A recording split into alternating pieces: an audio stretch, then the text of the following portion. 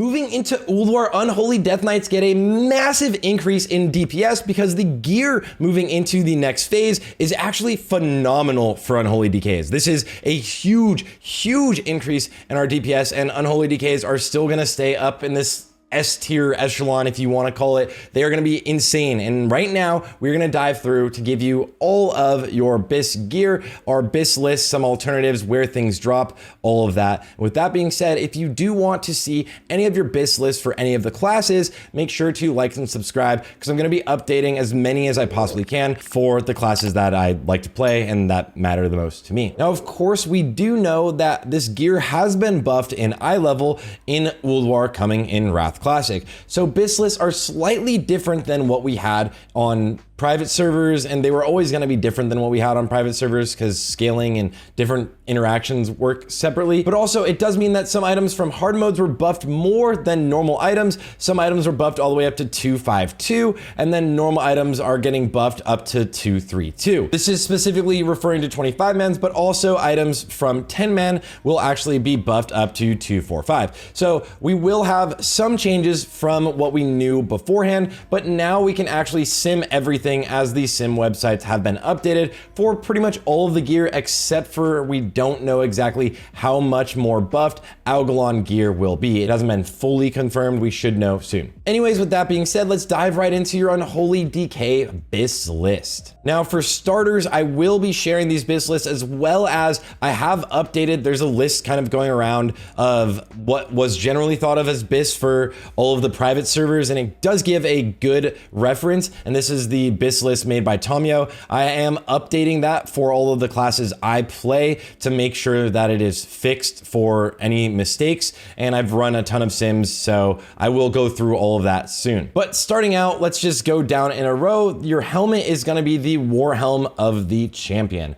There's not really another choice that you're gonna be running here for the helmet slot. You're just gonna grab this. Then you're gonna move to your necklace is the Strength of Heavens. This is from Algalon 10 mode, and it actually has not been buffed what it should be yet. But even if it's currently in its state right now, it is essentially slightly BiS, but it will be buffed and become even stronger. And we'll talk about that when I get to alternatives. Then you're going to use two pieces of your tier gear for the Unholy BiS. That is going to be your shoulders and your chest piece. Now, your shoulders drop from Yogg-Saron and your chest piece drops from Hodir. You can start off by getting the 10-man version if you need to, but it should be not terribly hard to get, although a lot of the tier gear is very good and very contested. For your cloak, you're going to use the Drape of the Skyborn. Now, this one is definitely going to be hard to get. This is from Algalon 25 man, and it is actually a quest reward from the item that he drops. So this will probably be a bit challenging. The Drape of the Skyborn. Moving down to your bracers, we have the armbands of Bedlam. Then on your weapons, we have two separate weapons. Both of these are from 10 man, not 25 man. Your BiS weapons are technically from 10 man. We have the Caress of Insanity as well as Void Saber. These are from General Vesex and Yogg-Saron. Both of these are hard mode drops, so you do have to complete the hard modes in 10 man, and there are some decent alternatives to these. And actually, technically, you could run two Caress of Insanity instead of moving on to the Void Saber, especially because you have quite a bit of hit right now. So don't be too worried about getting Void Saber, although if you can get two of either, you're going to be doing weapon swaps no matter what for the most part anyways.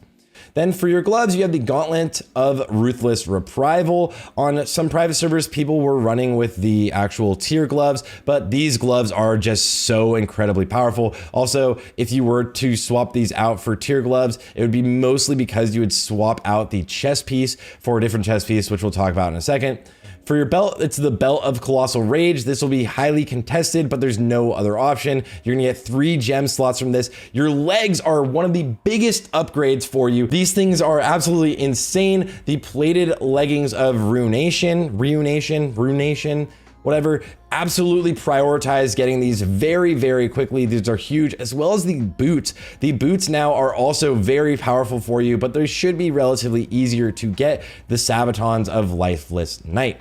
Then for your rings, there is a little bit of choice here, but the one that there isn't really much choice is going to be the Seal of the Betrayed King. So for your first ring, the Seal of the Betrayed King is absolutely what you're going to be rocking. And then you have Crazed Construct Ring, is technically still BiS, but it's a close one with Sif's Promise. So you could go with Sif's Promise if it is an easy alternative for you to get. And I might as well just mention it now. As for the chest, the alternative would be the Embrace of the Gladiator. Technically, on a very short fight, Embrace of the Gladiator is stronger, even dropping your 2-piece set bonus, which is actually pretty impressive. It's just pretty much making your crit chance of Death Coil go up by 8%. But to drop this, it is still an increase in DPS for a quick fight. So a really short fight later on in the phase. This will probably be your like end BiS for the phase.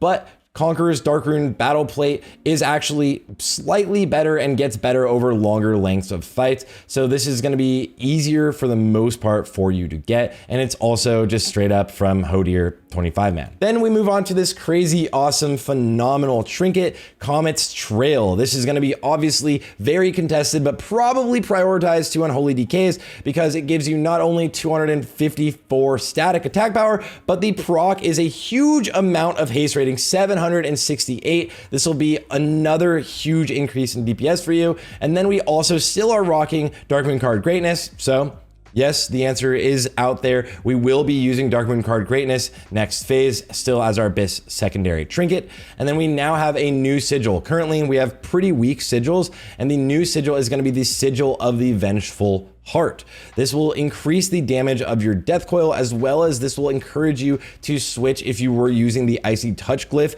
to Death Coil glyph just for more extra damage there, so that you get kind of buffed from the Death Coil damage. That also comes with what I was talking about earlier, the 2-piece set bonus increasing damage from Death Coil because it's increasing your crit from Death Coil. So this is your full BiS list, and we can see it from these sims, so you can actually break it down for how much DPS you're gonna do now with this new gear, and the upgrades from Unholy DK are huge. But also, like I told you already, I have updated this little list right here so you can see exactly what the BiS items are and changed out I think it was like 4 items from the traditional BiS list, as well as obviously in traditional BiS lists, they used a 2-hander and we never use 2-handers anymore. So to target some of the items from 10-man, we have your necklace from Algalon 10-man. From 10-man, you also do have both weapons. You want Caress of Insanity and Void Saber, although you could run double Caress of Insanity, or you could even get another weapon, Sorthalis Hammer of the Watcher. This is from XT 25-man hard mode. So if I open this up, boom, boom, boom,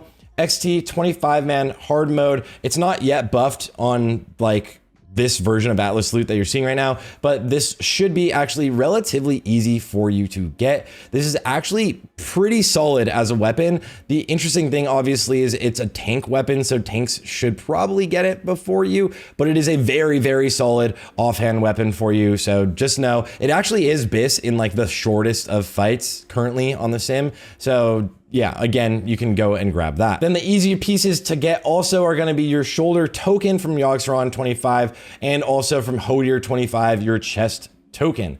Then also moving down the list from Thorim 25 hard mode, we get the Warhelm of the Champion. From this is the Algalon quest is your cloak.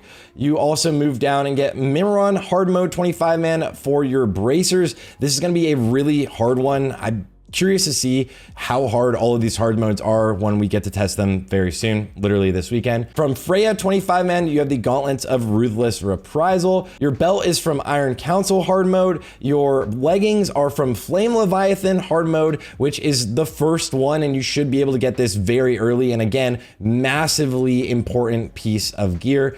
Algalon 25-man is Comet's Trail. This one might be harder for a lot of guilds to actually clear, but I wouldn't be too worried. I believe we're gonna get through everything. Normal XT 25 is for your ring.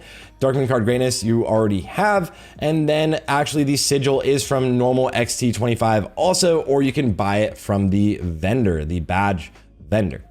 Now, as for next, there is an alternative from Hodir 25-man hard mode, the Frigid Strength of Hodir, and I will just show you what it looks like. This is it, the Frigid Strength of Hodir. This is a good alternative. It is a higher item level, of course, but it is technically slightly worse for you, and that's mostly because haste is just scaling infinitely on Gary, and we get a crazy amount of haste this phase. This is so buffed up. Then for ring, I did talk about Sif's Promise as an alternative, and for the chest, I did talk about Embrace of the Gladiator as your alternative. This is only better on a very, very short fight, but these are the items you're mostly going to be looking at. One thing I do want to note for you all is that your sigil of the Vengeful Heart, actually you can sigil weave with the new actual gladiator sigils, and you can get your buff up from the attack power from that sigil, use it in your snapshot, and then weave off to this normal sigil because you'll be weaving your weapons anyways. So you can do that all together unless Blizzard goes in and changes something. And that's your complete